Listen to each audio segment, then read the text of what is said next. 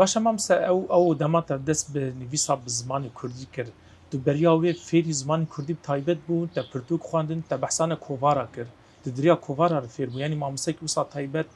تە فێری زمان بکە ڕاست مامۆستا ئەو تشتێکی ولو تایبەت بەلکی تر نەبوو لێ ئەمە جەگەرخوێن دەخواند مەرجستران ئاگۆداریت کرد یانی بەلکیان کواتکارێک بێژە ئەم بێژن نفشێمە باندۆرا ئاپڕیوان لە سترانێ لەوە هات بەلکی یانی نەخواندنە خواندن ji ber pirtûkê xtê hindik bûn وەگەر هەبوونا jî pir lawaz bûn di hebûna wa de jî û di nivîsandina wa jî de û di hinek zimanê de jî yani tişkî me sereke li cem me hebûn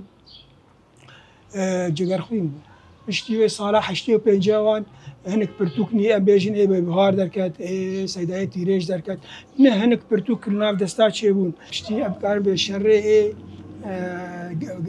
bendafa xelîc em bêjin we tişkî wilo ew hebikî derfet çêbû tiştê kurdî derketin kova derketin şevbihêr derketin derfet çêbû ka werin tişkî wahî kerem kir wê wextê me ji xwe re wergerand me dî wergerandin têra me re nakê divê me re resênî bi zimanê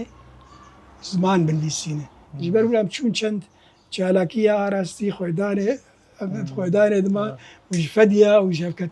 şevketina hevoka bi erebî me diguherî di zimanê Kurdî şevketî de wê ne wekû wê wat heye ne wekû wê de ew cem re bû